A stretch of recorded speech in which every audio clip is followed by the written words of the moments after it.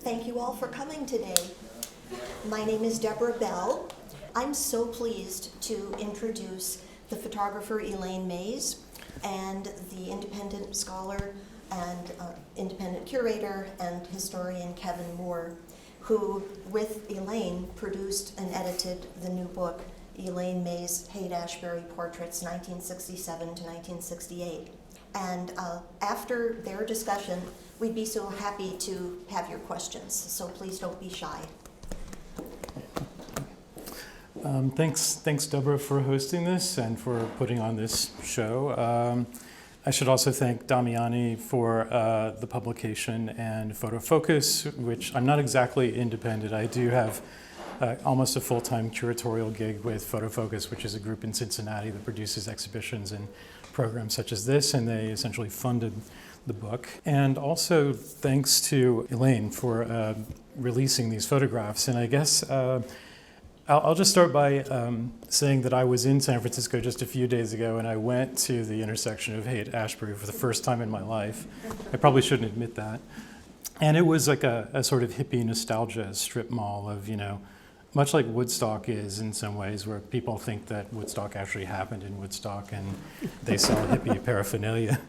But and it struck me that it's still an incredibly compelling idea to people, this moment in time, that place. Specifically, there were neo-hippies on the sidewalk, singing and smoking weed and things like that right there at the intersection.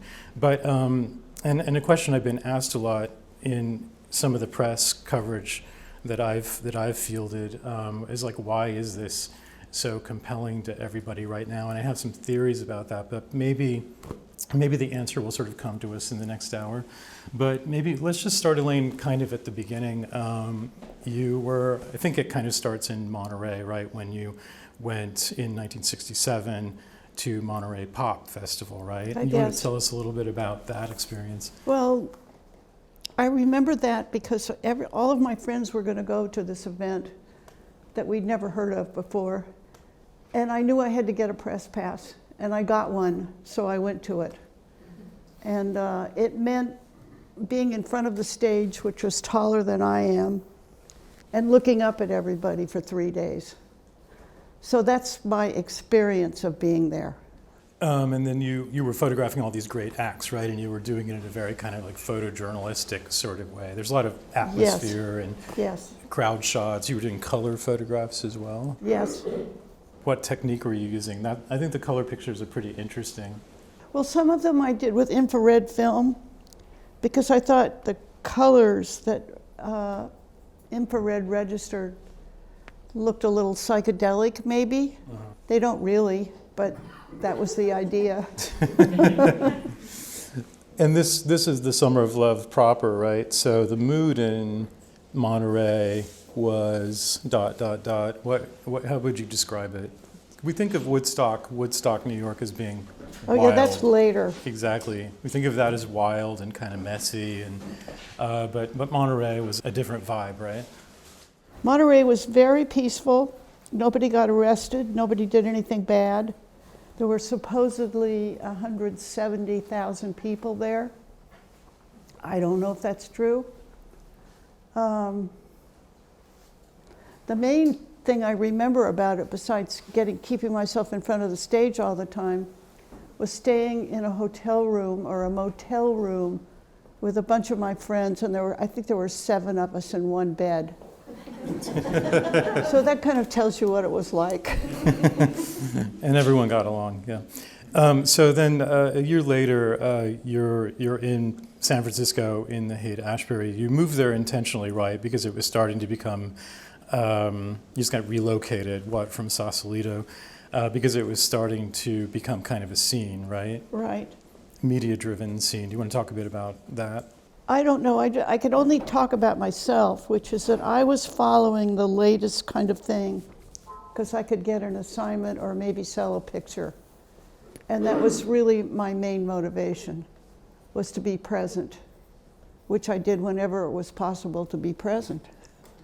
And what was the buzz about Haight-Ashbury at that point? You've said before that it was a media-driven phenomenon, right? Right. Was it after Monterey that the hippie movement started getting all this media hype and kids started moving to San Francisco? I don't know if it was during or after, or it was all part of the same thing, essentially. So if you worked as a photojournalist then, as now, you went to wherever the action was, and that's what I did.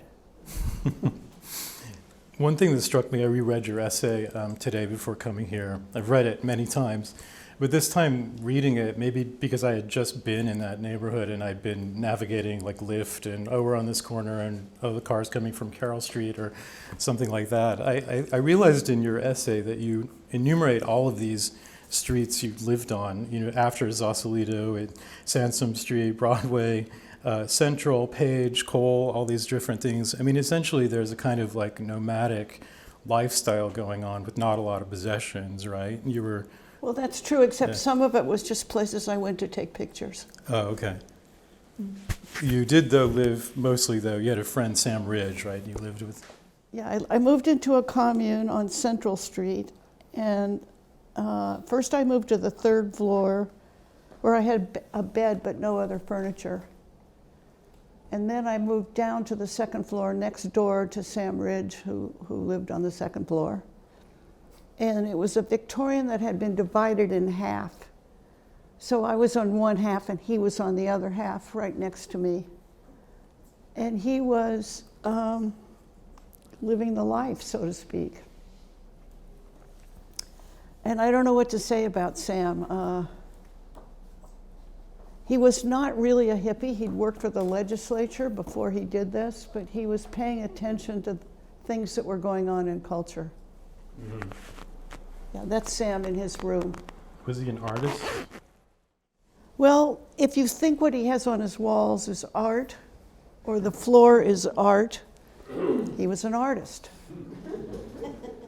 But you said he had a fairly serious job in politics, right? He did. He worked for various people who were in the legislature before he did this sort of thing. So he was older than most hippies. He was like, I don't know, 30 years old at the time. As were you, right? You were older than... I was older too. Yeah, yeah. So you were kind of young enough to pass as a 22-year-old or... Yeah, everybody thought I was 22. Right. Yeah, no, here's the picture, right? If you haven't seen the book, here's the Elaine on the scene. Yeah, there she is. So when you started doing these photographs, though, they're all square format. Let's talk about your process a little bit. You switched to a square format camera. You decided, in some ways, consciously, that this was going to be more of an art series. I believe you did this more as an art series rather than an assignment, as I understand it. It was not an assignment. It was my idea of how to take a square picture and have it all the way in focus from the front to the back. Uh-huh. So I just stuck with that and did a bunch of pictures. And mostly I approached people on the street and asked them if they'd be in a picture, and I don't recall that anybody turned me down. And you said you were doing a project. Oh yeah, I said I was doing do a book about the Haight. Right. Which I meant to do, but nobody wanted the book. That's another question we'll get to at some point. But but they were all very compliant, and your actual technical process is a little interesting too. I mean, you weren't sort of like holding the camera like this, looking at people. You had it set up on a tripod, yeah, it was right? set up on a tripod. It was stopped down to f/16 or as far as it would go, so I got maximum depth of field. I wanted everything to be in focus. And what did you tell your nominal subjects in this technical, assignment? What did you tell them to do? Oh, I told them they had to hold still because it was going to be a long exposure. And I suggested that they take a breath and that they let it out slowly, and that I was going to take the picture when they were letting out their breath. So it had kind of like hippie, spiritual, Exactly. Vibe to it. Everybody related. Yeah. And then afterwards, you kept this notebook where they signed their name, but they also wrote down something in the book. Do you still have that book? I don't think They wrote something in the book? Yeah, no, you said they wrote down things, and I was looking. You had a mock-up of this book when I first met you, and there were a whole bunch of quotes from the kids, and I actually put a few of them in my essay where they said things like, "To love is to be loved, live your own life, not someone else's. There was a definite ordy, ordy, ordy in the air," things like that. They weren't very verbally articulate, these young people. Right. No, and I think something that's come out too. You see it when you look at the pictures, but certainly of interest to the different writers who've written about the book, who've really discovered it through this book recently, where there's a kind of melancholy in a lot of the pictures, and this is the year after the Summer of Love. So, I describe it as the downslide of the Summer of Love, where it's kind of turning into from blissed out utopia into kind of harder drugs and the realities of this kind of utopian vision. So, what was your sense of a lot of these kids at the time? We could look at pictures too. Well, mostly these are kids who just arrived or hadn't been there very long, and they'd read about it in the media. So the ultimate thing I say about it is it was a media-fueled time and a media-fueled event. And I don't think anything had ever happened quite like that in that way before. So it was in the air, but it was also being published about in newspapers and magazines and other kinds of things. I'm certainly in my hotel room in San Francisco, the Kabuki, this week. I do go there a lot, but it took on a new meaning to me, having just done this book. I don't know who the photographers were, but there were all these pictures of hippies, and they were all dancing around and super happy and drugged out and stuff. And these pictures are different. I mean, they have some sobriety to them, and I think that it's obvious that some of them look a little bit like stray dogs, like this kid, Frank French. Frank French is the composer. If anybody knows where he is, tell him to find me. Tell him to call Elaine. He's this androgynous kid, looks like a little bit. He was 16 years old when I took that picture. Right. Is he from San Francisco? Yep. I was in his neighborhood.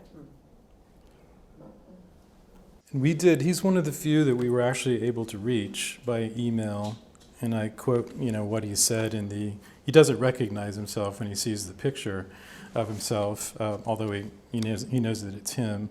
But in the last paragraph of my essay, I talk about, he writes that in the peace and love time of the Haight-Ashbury, we may have been insulated from the reality of what most of the rest of the nation was going through at the time. He was writing some sort of nostalgia about that. I tried to contact a few other people. This woman, Barbara Noose, for example, I thought, she, I believe, is a retired university professor, anthropology, and was doing kind of crime skull sort of, where they... Gee, I didn't know this. I'm happy to know it. Well, I emailed her and didn't get a response, but I'm pretty sure that this is the same person, but it would be super interesting to know where some of them are now, Anyway, let's see who else can have you talk about. These kids here. I've been in touch with this person. And this one, she's a bit kooky. And he lives in San Rafael, California, and he's a contractor. Wow. And by the way, anyone who wants to raise their hand and ask a question, what about this guy? He was living in a commune with maybe 6 or 7 other people of different persuasions. And I don't know what else to say. I think you told me he was a drug dealer, actually. Yeah, he was a drug dealer. Yeah. Yes. I haven't read the catalog. What you said you were a journalist for these photographs. Photojournalist. Photojournalist. What was your chore? What were you taking the pictures? Were you doing it for somebody? Or No, these were for me. I didn't have any assignment to do these. Yeah, that's what I was curious. You were sort of prompted because you got a job offer from Minnesota, right? And you realized you had maybe just one summer to... I had 3 weeks 3 weeks, okay. to do all the rest of the pictures I was ever going to do there. Mm-hmm. So I went out every day and walked the sidewalks and looked for people. But you And didn't take the photos on the sidewalk, right? You must have brought them back. no, I took them on the sidewalk, Oh, you or did? a couple of people wanted to go. I asked them where they wanted their picture taken. So if they said they wanted to be where they lived, that's where we went. I was, you know, if you were there, and if you remember at the time, talking to strangers was normal. So you could talk to anybody. Well, talk a bit about what the neighborhood was kind of outside of this kind of hippie phenomenon. For example, this woman right here in the cafe. Well, the neighborhood had become a black neighborhood right before the hippies came. So they pushed the black people out and the rents went up. And she obviously is an original resident. I don't know that for a fact, but I'm almost positive that's true. You know, something that runs, you can see it looking around the room, but I'm just more familiar with where they are placed in the book.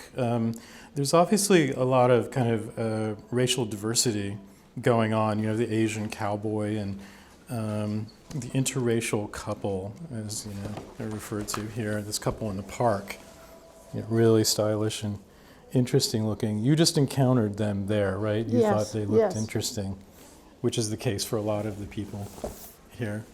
What about the priest over just to your left, over there, your left shoulder? He seems like an unusual. Oh, subject. that was an affectation. What was he doing dressed like that? Picking up young boys. You're right. I suppose these fantasies run both ways sometimes, right? Some of the most compelling to me, as I said, that some of the pictures have a little bit of a dark edge, like a bit of a melancholy where you feel some of them look a little bit like stray dogs. This one's described as draft dodger, this guy. He was a draft dodger. Yeah, he told you That's that. why I don't have his name. Right. But a lot of you see in some ways some of the kind of consequences of this ideal, you know, this sort of, you know, slough off the bourgeois upbringing and, you know, live for free love, etc. You can see some of them suffering the consequences a year or two into it. For example, there are a lot of very young single mothers in the book. If you go through look at it as a sequence, you'll see not only kind of racial diversity, but also just every 5 pages or so, another single young woman, usually this one's 21 years old and her kid's 7 months old. Was that something you were thinking of? That was something I paid particular attention to. So I was very curious about these young women and what were going to happen to them, because they had no visible means of support. They had babies. What's going to happen to them? And I had no idea, but I was interested. You had an encounter with Diane Arbus at one point, right? Is that in some ways how you chose the square format, or that came kind of No, it had nothing to do with it. independently?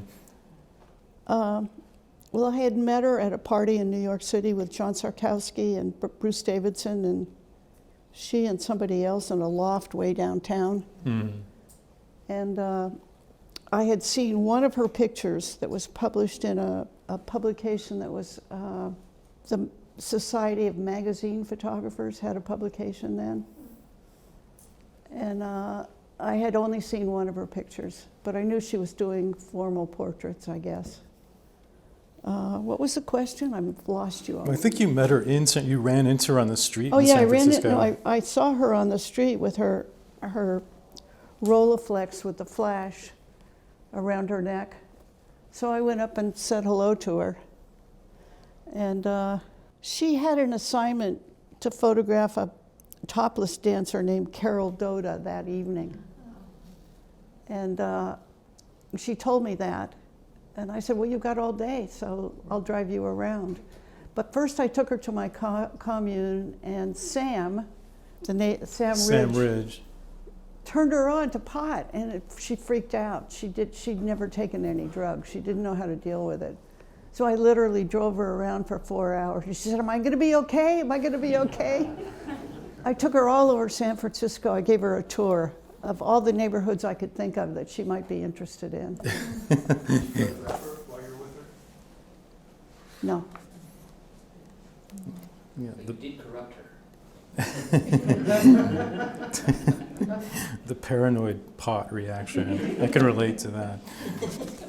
Well, does anyone want to ask any questions? And we can, yes. Go ahead. Why is it called the Summer of Love? Who coined that? Herb Caen wrote about it in the San Francisco Chronicle. He made up all the names of things that summer. Herb Caen, who was a columnist. And then there were a lot of people like on the scene, journalists like Nicholas von Hoffman from the Washington Post writing a book. Joan Didion did an assignment, wrote about it. Other photographers, Gedney, for example. I didn't know about Gedney and I didn't know about Didion. But you knew Nicholas von Hoffman. And I did know Nicholas von Hoffman. I had met him at a press party, which is an interesting story because they invited the press to go to this party so they could smoke pot so they'd know what it was like. Serving as hors d'oeuvres in a way, right? Exactly, exactly. But you tailed him, right? I mean, Nicholas was going around interviewing people. Well, it was really convenient because he was writing a book about the Haight, and he did write it. There are copies of it. And he had a kind of photographic memory. I don't think he ever forgot anything that anybody said to him. And he took notes, and he took notes, and he wrote it all down. And if you read his book, it's all exactly what people said. Every single word is exactly what people said. So, have I answered the question? I think so. Any other questions? Yes. These are all, well, I think of these portraits as the people in them are very dignified, and they're elegant and elevated. And I'm thinking of what my mother thinks of my generation, which is much lesser. And I'm assuming that these subjects, the previous generation that came before them, their parents kind of had this idea of them. And so I was wondering if that was your intention, to kind of elevate the subjects and look dignified. No, my only intention was to get a good portrait of them. Well, you did a good job. I don't know if that's elevating them or not. I wasn't trying to elevate anybody. You had, though, in some ways, I think your approach is reacting against this kind of fantasy idea that the media was generating. You were trying to get something really objective, right? I wouldn't say objective. I was just trying to get something real. Right.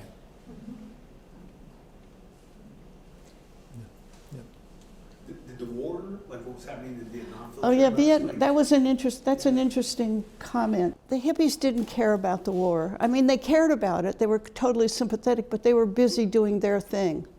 So the politics, which were primarily in Berkeley and not in San Francisco, were going on at the same time. At some point, hippies do kind of get interested in it, right? By 72 or something like that, there's a lot of like protests against the war, and it seems to me it's a lot of the same people, or is the hippie movement its own kind of micro bubble in San Francisco? I don't know the answer to your question. All I know is that in 1968, I moved to Minnesota to teach photography and forgot about it all. We don't think there'd be much of a political legacy of the hippie movement. I mean, even though it sort of presented a utopian idea of a revolution of social relations, et cetera, it sort of fizzles, and then you get into the 70s, which I was alive then, but very small. The me decade, which was a very kind of self-centered, which feels in some ways maybe the legacy of the hippie movement. Could be. And not a great legacy, but there's a great Joan Didion quote about in the 70s of it being a decade of sort of like bankruptcies and runaway children, and it's something about like people who misspelled the obscenities they scrawl on the walls, and kind of this real disaffected decade. In her words, I think that's inching towards Bethlehem. I think the 60s was that. Worse than the 70s, yeah. Not worse, but that's what it was. Mm-hmm. The 70s, that's late coming, the 70s. Yeah. Robert? how did these people affect you, Elaine? Was there a consistency? How did you walk away from your encounters? What was that like? Did you continue them afterward, or was it I just one and I done? just walked away, and I didn't get to know anybody, really, Purposefully, or just because you were working? Or, because I was working. um, Do you think it's a certain personality type that is a good kind of, let's say, objective, realist photographer such as this? I mean, do you have personality traits that you think made this work better for you than it might for some people? Maybe. I don't have perspective on that question. Let's turn this into a therapy session. So, Yeah. do you think that these people had any international references, like Zen or Hinduism or? Yeah, some of them did, some of them didn't. It depended on what they've been paying attention to in their lives. And what was it that you found was common? I have no idea. I wasn't looking for the answer to that question. Seems like there was a lot of spiritual promiscuity going on, you know, like other kinds, It's but an interesting combination, spiritual and. right, Okay. right. Yeah. Was there something about this subject matter, these people, that made you want to produce photographs like this with the focus all the way from front to back? Or was that Well, you're something asking two questions. Okay. One is procedural and the other is philosophical.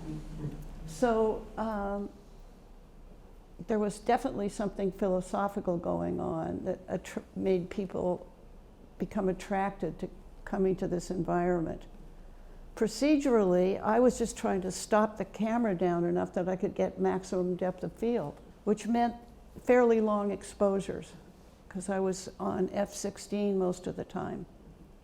And even though I was using a wide-angle lens, if you want to get the whole thing sharp, you got to stop it all the way down. But is that something you had wanted to do before you entered Haight-Ashbury, or did it just happen to coincide with Well, your arrival there? both. I mean, it's pretty, most of them are pretty short depth of field. You've got them against, in a doorway, against a wall, things like that, or they're putting themselves there, as I understand the way it worked, so. No, this is actually, I was very careful that I got as much depth of field as I could get. Right. That seems to me like it relates to your quest for this kind of realism, like realism in the sense of it being in some ways not sort of dressed up as a fantasy or trying to capture some Cartier-Bresson decisive moment, rather get something Right, that was just like a right. specimen in a petri dish kind of thing. It seems kind of scientific. My French friends would say it was scientific. Maybe it yeah. was scientific. Yeah. I'm not particularly scientific, but Elaine? Oh, sorry, you were going to finish something. I was wondering about your editing process. Did you end up, were you pleased with almost all the pictures you took? well, almost all, yes. Okay, so you didn't, trim away to half of what you'd originally, half No. of the people? I that took 2 or 3 frames of each person Mhm. and moved on. Wow. But I mean, when it came to deciding what to print, which ones to print, do you feel that you were happy with most of the pictures that you had made? Or Yes. you didn't? No, they were what I wanted, Okay. essentially. This selection in this room and in this book, which is almost the same, there are some differences. This guy behind me isn't in here for whatever reason, but it's a pretty big percentage of the series, right? There aren't a lot of extra pictures beyond these, but this is represents about 50 though altogether, which is sizable. About half. About half, yeah. So you mean that you had about 100 pictures that you were happy with? And Half of the people. Oh, Right. So the frame, how many frames they are, I have never counted exactly. And Elaine had a mock-up. I'll just talk about the process of the book for a second. She had a mock-up already she'd done some years ago and written this kind of memoir essay, which is printed in the book. And when we took it to Damiani, They at first tried to shuffle the sequence. They put like all the black people together and all the pregnant women together, all the everything. So I basically just asked them to go back to Elaine's original sequencing, which was quite good. And we only maybe tossed in, I spent some days over at Elaine's house. So we live in neighboring towns upstate, looking for other kinds of pictures, maybe there's something we'd missed or something. And we made a few change-outs, I would say, in the process, but we pretty much kept it to the same edit that Elaine, working with a previous designer assistant, had come up with, and including this sort of logo that the assistant had created back when you first mocked up the book. So there were very few changes in some ways to what, and I'm glad too they were able to print your essay. I think that's a real contribution to the book and the Times. Thank you. Yeah. Did you do a comparable series when you went to Minnesota? Did you find a group? Oh, I did. I continued doing pictures like this, but I didn't really have a topic. So it didn't go anywhere. I took my students to a small town for a weekend where one of the students was from this town. And I photographed all the shopkeepers in the same way. But then, so what? I know the pictures you took of your students at Hampshire. I'm a Hampshire person. No, this wasn't Hampshire. No, I know, but when you went to Hampshire and you took portraits of all your advisees, Oh, yes. and they're pretty great. But I think of them sort of in connection to this series in a way, a group of people Well, at a particular moment in time. The idea of doing a series of pictures of a group of people as opposed to photojournalism was on my mind. And I didn't like photojournalism, and I didn't think it told the truth. And so I was fighting the media. You didn't do a lot of portraits after this either, right? You mostly were doing landscapes and... Right. Yeah. Right. Did you photograph any of the people in color, or did you use color film for any portraits? Not a one. Okay.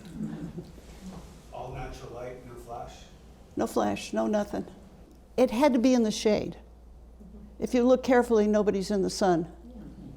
That was because I wanted even light. Do you think that these guys would have considered themselves hippies? Or is that a label that Which guys? These guys? Just the folks in the portraits. Or is that something the media came up with and these kids, these drifters, all kind of happened to be in the right place at the right time for that? Or did they associate themselves with the movement, you think?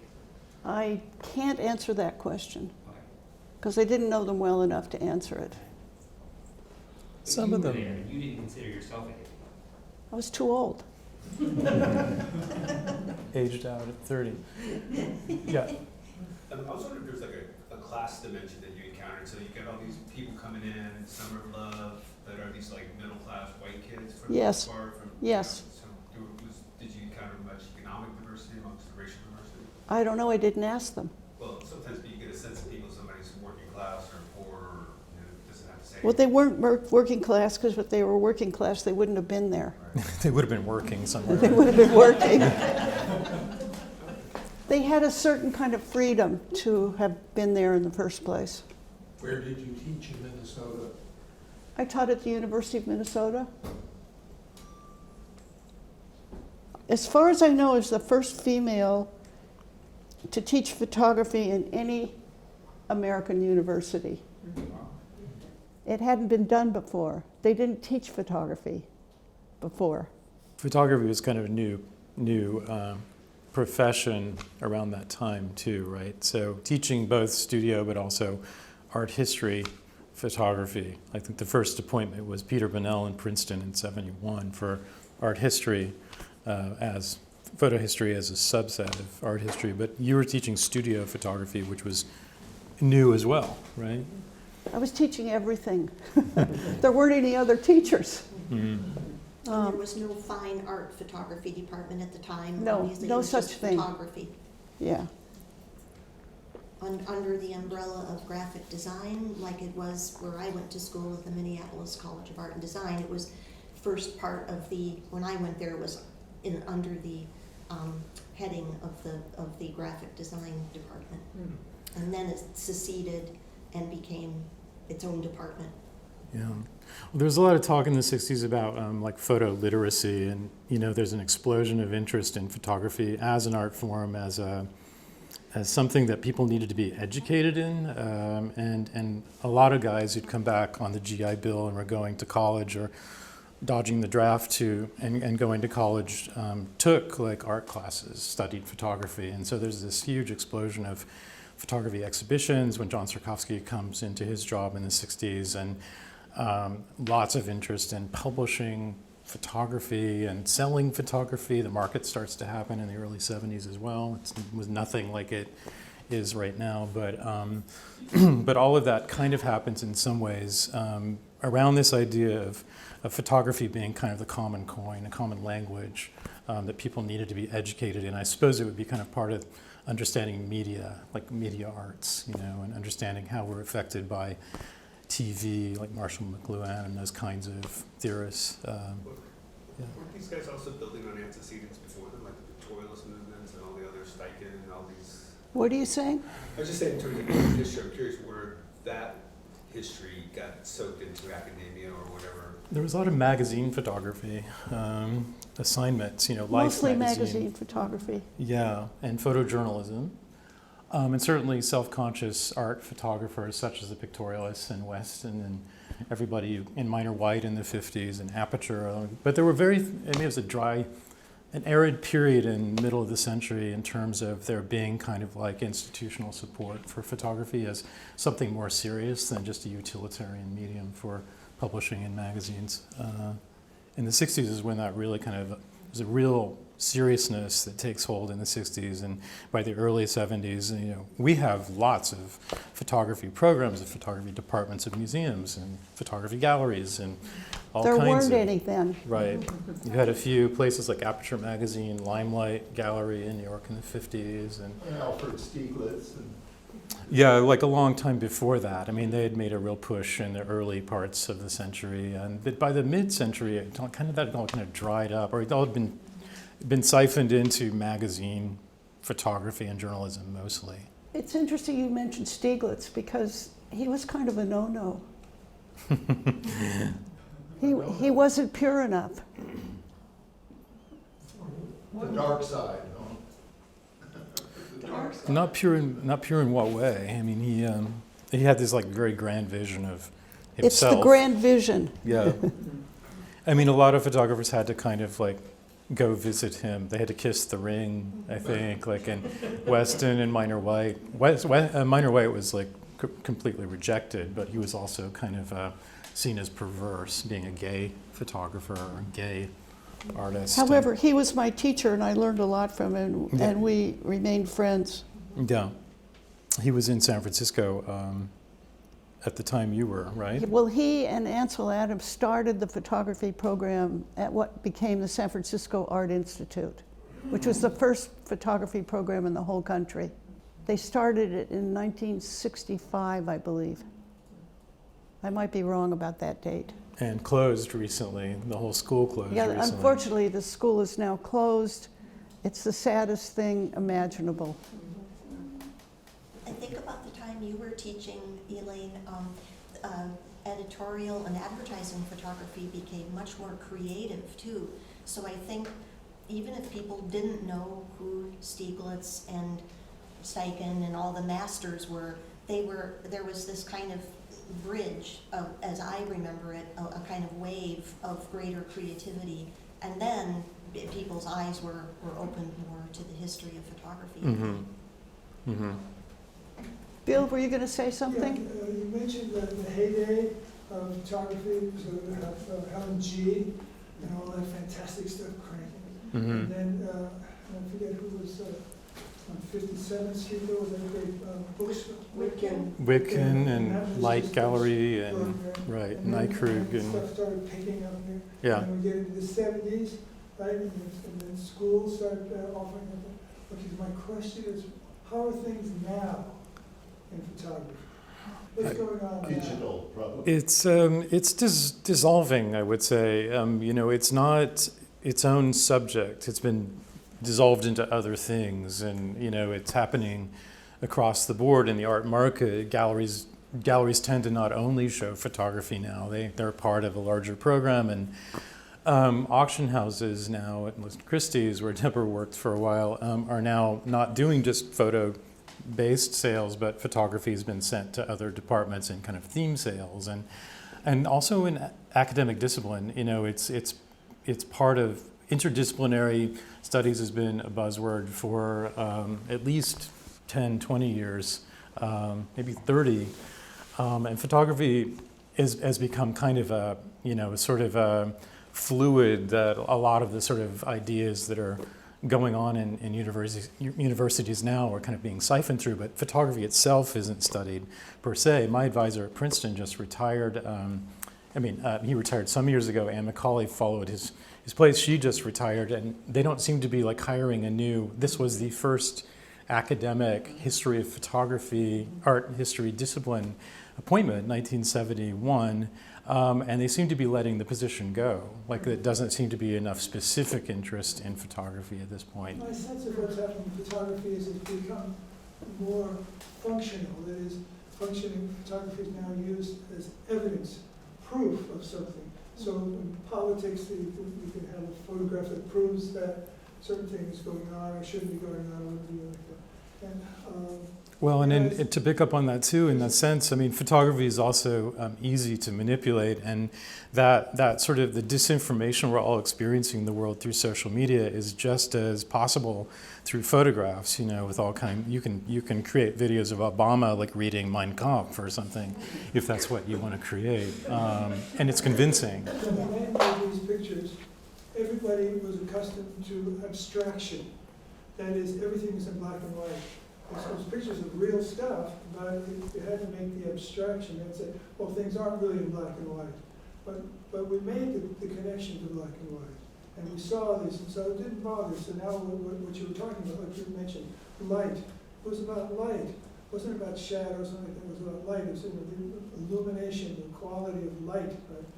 But then color comes along. And I think that changes things. Because color is real. And now we go to real situations and what's going on, and a portrayal of what really is. This isn't real, right? But it's so close to real that it really instructs us about what is real and what is really important. Color is tricky because it seems more real, but it's also often not accurate in any way. Almost no color processes were accurate until pretty recently, and even now it's highly subjective. Like, what we all see color-wise is different. Depends on what the light was. Right, and the light changes the color the colors. of the light affects the color of what you get. Yeah, yeah. Color is tricky. You never considered color other than that psychedelic series at Monterey, right? Oh, you did color later. I did a lot of yes, color. you did Hawaii and other series. Yeah, in I color. did a lot of color. Yeah, yeah. It's all description to me. Elaine, did you feel at all, I don't want to say influenced by the rise of independent cinema at the time, but was it something that you think maybe even, that you think influenced many of your fellow photographers, if not yourself? I never thought about it.